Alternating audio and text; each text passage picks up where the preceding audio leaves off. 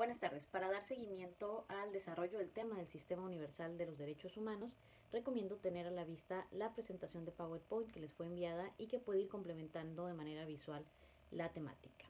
Recordemos que el Sistema Universal de los Derechos Humanos se compone de diversos mecanismos para la protección de los derechos humanos en el mundo. Partimos desde la existencia de los 9 comités y los 9 tratados internacionales de Naciones Unidas que desarrollan temas principales de preocupación de alguna manera en los estados y de constantes o violaciones sistemáticas a derechos humanos, ¿no?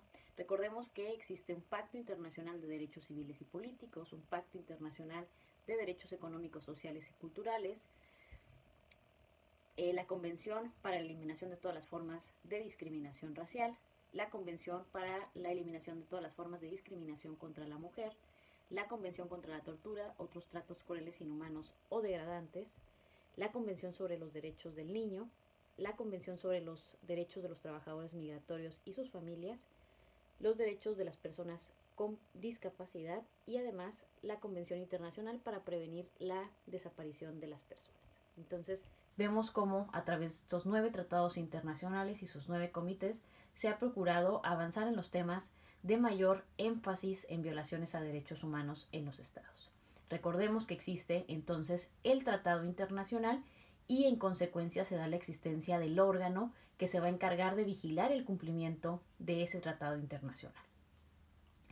Estos 9 comités tienen como finalidad vigilar el cumplimiento que hacen los estados respecto de su obligación internacional, en este caso el cumplimiento del Tratado Internacional. ¿Quién constituye a estos comités, estos 9 comités de Naciones Unidas? Están constituidos por expertas y expertos en materia de derechos humanos. Esto va a ser muy relevante porque las resoluciones que emiten a través de sus diferentes funciones serán muy especializadas y además profundas en el tema de los derechos humanos. La primera facultad que tienen los comités son las observaciones finales. A través de las observaciones finales, lo que hace el comité es hacer una especie de examen a los estados. ¿Cómo va a ser esto? A través de la solicitud de un informe que presenta el estado de manera periódica. En este informe que va a presentar el estado va a narrar las medidas que ha adoptado para dar cumplimiento y debida protección a los derechos humanos en su territorio. A partir de este informe que es presentado por el Estado, lo que va a hacer el comité es centrarse en los avances que ha tenido el Estado, pero también en los retos pendientes que tiene por cumplir, ¿no?, en la defensa de los derechos humanos. Se va a emitir posteriormente una revisión del análisis de los informes alternativos presentados, es decir, no nos quedamos solamente con la información que emiten los estados respecto de cómo está la situación en sus estados, sino que además conllevará la existencia de la presentación de otro tipo de informes que en este caso los presenta la sociedad civil, ¿no? ¿Qué tan cierto es lo que el Estado está informando a través de ese informe? Valga la redundancia, y de esa manera a llegarnos de más información. Entonces, a partir de eso, el comité en su análisis va a establecer 3 tipos de información. Los avances que han tenido los estados, digamos, es necesario de alguna manera congratularse de lo que pudo haber hecho el Estado durante estos años, pero se va a centrar sobre todo en los retos pendientes, ¿no? ¿Qué tiene el Estado todavía por hacer? Y las recomendaciones que le otorga este comité al Estado para que avance precisamente en esos retos pendientes o en esos casos de violaciones a derechos humanos que aún persisten en el Estado.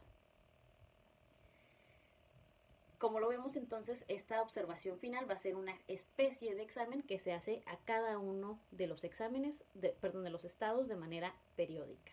En el caso de las observaciones o recomendaciones generales, tiende a ser otro tipo de función, es decir, esto ya no va dirigido a un estado en particular, a una autoridad en particular, sino que más bien lo que va a hacer el comité en este caso es a interpretar el tratado internacional, darles direcciones generales a los estados, a los agentes de los estados para que puedan respetar derechos humanos, ¿no? De esto no se trata de señalar a un estado en particular o establecer que el estado ha fallado en tal o cual situación, sino más bien a llegarle de la interpretación al tratado internacional por medio del cual el estado pueda prevenir violaciones a derechos humanos porque conoce cómo debe de aplicar el tratado internacional. En el caso de la tercera función de los comités, que son las comunicaciones individuales, aquí los comités lo que van a conocer es de situaciones concretas. Una persona o un grupo de personas que consideran sus derechos humanos han sido violados en el Estado y por lo tanto requieren que un órgano internacional, en este caso alguno de los 9 comités, conozcan sobre el caso. Para esto hay que agotar diversos requisitos. Para empezar, para que un comité pueda tener competencia de conocer uno de estos casos concretos, es necesario que el Estado tenga ratificado el tratado internacional y además tenga ratificada la competencia de este órgano para conocer de comunicaciones individuales. Esto va a ser vital porque de no tenerlo, alguno de estos elementos, pues el comité tendrá que declararse incompetente para conocer sobre este tema. En el caso de los requisitos de admisibilidad, pues bueno, habrá que allegarse de estos 4 requisitos principales. Es el agotamiento de recursos internos. El Estado, perdón, la víctima tiene que agotar los recursos internos para poder acudir a la protección internacional de sus derechos humanos. Se establecen excepciones para el agotamiento de recursos internos en un Estado y es que no existe el recurso, que existiendo el recurso le nieguen el acceso a él o que haya un retardo injustificado en la resolución. En este sentido, no tendría que agotar recursos internos porque se entiende no existen de alguna manera los mecanismos para ello. Otro de los requisitos es presentarlo dentro del plazo que establezca cada uno de los comités. En esta situación de los 9 comités va a variar el número, ¿no? En promedio son 6 meses entre algunos de los comités y desde la última notificación hasta la presentación de la comunicación individual deben de haber transcurrido ese plazo que señala cada uno de los tratados internacionales.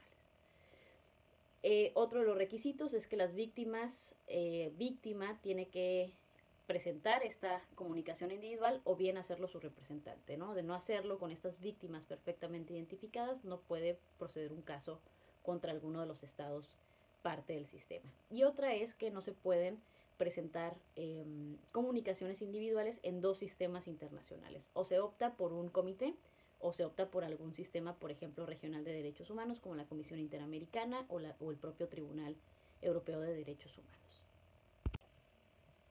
Dentro de la última función que tienen los comités está el de hacer investigaciones en casos de violaciones sistemáticas a derechos humanos. En este caso, algunos de los comités tienen esta otra facultad. Les recomiendo asistirse de la tabla de los 9 comités y los 9 tratados para que verifiquen cuál de ellos tiene efectivamente la facultad de emitir estas investigaciones. En este caso, cuando el comité tiene conocimiento de violaciones sistemáticas a derechos humanos, puede iniciar una investigación para saber qué es lo que está sucediendo. Incluso puede visitar al país por medio de esta autorización previa del Estado y después va a emitir una resolución donde informe las recomendaciones que emite para dar cumplimiento a sus obligaciones internacionales. Otra de los mecanismos que tiene el sistema universal, digamos, por esta primera parte daríamos por terminado los 9 comités, que esos alcanzamos a ver perfectamente de manera presencial en clase, pero sigue un siguiente mecanismo. Dentro de la última función que tienen los comités está el de hacer investigaciones en casos de violaciones sistemáticas a derechos humanos. En este caso, algunos de los comités tienen esta otra facultad. Les recomiendo asistirse de la tabla de los 9 comités y los 9 tratados para que verifiquen cuál de ellos tiene efectivamente la facultad de emitir estas investigaciones. En este caso, cuando el comité tiene conocimiento de violaciones sistemáticas a derechos humanos, puede iniciar una investigación para saber qué es lo que está sucediendo. Incluso puede visitar al país por medio de esta autorización previa del Estado y después va a emitir una resolución donde informe las recomendaciones que emite para dar cumplimiento a sus obligaciones internacionales. Otra de los mecanismos que tiene el sistema universal, digamos, por esta primera parte daríamos por terminado los 9 comités, que esos alcanzamos a ver perfectamente de manera presencial en clase, pero sigue un siguiente mecanismo. Dentro de la última función que tienen los comités está el de hacer investigaciones en casos de violaciones sistemáticas a derechos humanos. En este caso, algunos de los comités tienen esta otra facultad. Les recomiendo asistirse de la tabla de los 9 comités y los 9 tratados para que verifiquen cuál de ellos tiene efectivamente la facultad de emitir estas investigaciones. En este caso, cuando el comité tiene conocimiento de violaciones sistemáticas a derechos humanos, puede iniciar una investigación para saber qué es lo que está sucediendo. Incluso puede visitar al país por medio de esta autorización previa del Estado y después va a emitir una resolución donde informe las recomendaciones que emite para dar cumplimiento a sus obligaciones internacionales. Otra de los mecanismos que tiene el sistema universal, digamos, por esta primera parte daríamos por terminado los 9 comités, que estos alcanzamos a ver perfectamente de manera presencial en clase, pero sigue un siguiente mecanismo. El mecanismo basado en la Carta de las Naciones Unidas es el Consejo de Derechos Humanos, antes conocido como Comisión de Derechos Humanos. Aquí lo que ha sucedido es que desde marzo de 2006, por medio de una resolución de Naciones Unidas, se elimina a la anterior Comisión de Derechos Humanos y se sustituye por el ahora Consejo de Derechos Humanos. Esto tiene una razón de ser y es que los órganos principales de Naciones Unidas son denominados consejos, ¿no? Lo que se intentó hacer a partir de 2006 es darle el rango de un órgano principal de Naciones Unidas al Consejo de Derechos Humanos. Este órgano es un órgano intergubernamental que se reúne en Ginebra, Suiza, al menos 10 semanas al año para avanzar en los temas que tienen pendientes. Sus principales funciones son, aparte de la realización del examen periódico universal, conocido como EPU para los estados, analiza las violaciones graves y sistemáticas a derechos humanos y además tiene como a su cargo desarrollar el derecho internacional de los derechos humanos. Es un órgano subsidiario de la Asamblea General, está compuesto por 47 representantes de estados elegidos por un periodo de 3 años. Aquí va a ser bien importante notar las diferencias entre un sistema, por ejemplo, de comités y el Consejo de Derechos Humanos. En este caso no son expertas y expertos en derechos humanos, sino que más bien son representantes de estados. Por eso vamos a notar una clara diferencia entre una resolución que emite, por ejemplo, en una observación final un comité de Naciones Unidas y lo que emite el Consejo de Derechos Humanos en un examen periódico universal. Puede haber un poco menos de profundidad en el examen periódico universal. Tan es un órgano que no es experto en materia de derechos humanos que incluso se contempla la posibilidad de que tenga órganos asesores, ¿no? Existe, por ejemplo, el comité asesor, el grupo de trabajo sobre derecho al desarrollo, el mecanismo de pueblos indígenas, foro de cuestión sobre minorías, sobre foro social, distintos mecanismos que pueden asesorar o brindar este acompañamiento al Consejo de Derechos Humanos. El mandato más nuevo, que de hecho surge precisamente con esta resolución de 2006, es el examen periódico universal que tiene a cargo, digamos, el Consejo de Derechos Humanos. Fue creado en el mismo 2006, como les comentaba. Es un procedimiento novedoso e involucra la revisión que va a hacer el Consejo sobre las obligaciones y el cumplimiento que tiene que hacer los estados de sus obligaciones internacionales. Este examen lo va a realizar el Consejo a los estados cada 4 años. En el caso mexicano, hizo su primer examen a México en 2009, hizo un segundo examen periódico universal en 2013 y el último examen que ha hecho a México fue en 2018, en noviembre de 2018. Ahí podemos encontrar que a veces va a haber un pequeño desfase porque lo que hace el Consejo de Derechos Humanos es que hace una evaluación cíclica, ¿no? El calendario sigue desde el primer estado que de alguna manera evalúa o hace con este examen periódico universal y tiene que darle la vuelta a todos los estados miembros del sistema universal. Por ello a veces puede desfasarse un poco más de los 4 años, ¿no? Que fue lo que ocurrió en el último examen. En relación al último de los mecanismos que existen en el sistema universal para la protección de los derechos humanos en el mundo, está en la existencia de los procedimientos especiales de Naciones Unidas. Estos procedimientos nacen en 1979, todavía con la Comisión de Derechos Humanos del Sistema de Naciones Unidas. En estos procedimientos especiales van a trabajar expertas y expertos en materia de derechos humanos que van a ser nombrados por el Consejo de Derechos Humanos. Estos procedimientos también se conocen como mecanismos no convencionales. ¿Por qué se conocen como mecanismos no convencionales, ¿no? A lo largo del curso hemos visto que para que un Estado pueda estar vinculado a alguno de estos sistemas de protección internacional es necesario que exista la voluntad del Estado, es decir, que haya una ratificación del tratado internacional y por lo tanto la obligación del Estado de dar cumplimiento a esa obligación. Sin embargo, estos mecanismos especiales o procedimientos especiales se salen, digamos, de esa regla básica del derecho internacional porque de hecho establecen que no es necesario tener ratificado un tratado internacional, no es necesario haber agotado los recursos internos del Estado, es decir, se alejan de estos requisitos clásicos para acudir al sistema internacional y por eso se conoce como un mecanismo no convencional, ¿no? No es muy común en el derecho internacional que puedas obligarte o que puedas seguir un procedimiento con un Estado sin que haya una obligación de tratado internacional de por medio. Dentro de estos procedimientos especiales se dividen mandatos en dos tipos de ejes, mandatos por temas, mandatos temáticos, que a lo largo del desarrollo de estos procedimientos especiales se han fijado distintos temas. Si ustedes revisan el listado de los mandatos temáticos actuales, que deben de rondar los 44 temas, son temas que son particularmente un foco rojo en violaciones a derechos humanos o que actualmente representan un reto importante para los estados, ¿no?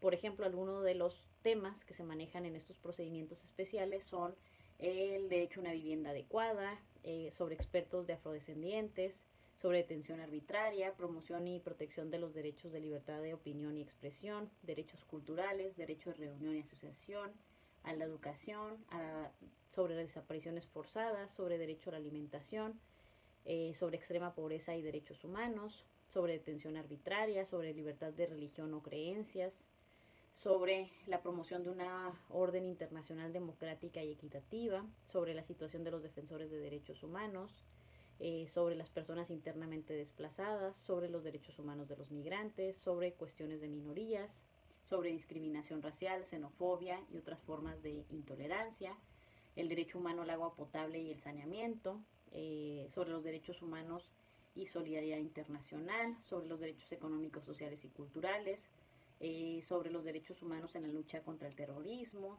sobre tortura, tratos crueles, inhumanos o degradantes, sobre gestión y eliminación ecológicamente racionales de las sustancias y desechos peligrosos, sobre la trata de personas, especialmente mujeres y niñas, sobre empresas transnacionales y derechos humanos, legislación en la práctica, cuestiones de discriminación contra la mujer en la legislación y en la práctica, sobre violencia contra la mujer, sobre promoción de la verdad, justicia y reparación en casos de violaciones a derechos humanos, es decir, distintos temas que han sido temas de preocupación en el sistema universal de derechos humanos y que se desarrollan a través de estos mandatos por temas. Puedes presentar casos en los procedimientos especiales siempre que tenga que ver con alguno de estos mandatos temáticos que están abiertos sin que haya una obligación fijada por un tratado internacional sobre un Estado y sin haber agotado recursos internos. Otro de los mandatos que existen, en la otra parte, es los mandatos por países en estos procedimientos especiales. Quiere decir que lo que hace el sistema universal a través de su Consejo de Derechos Humanos y la fijación de estos expertos en la materia es que eligen ciertos países que no tienen una relación tan clara, digamos, en la protección internacional de los derechos humanos, que si nosotros nos ponemos a analizar cada uno de los 9 estados que actualmente se están manejando por mandatos por temas, no tienen un tratado internacional en materia de derechos humanos ratificado que permite ir avanzando sobre estos temas, ¿no?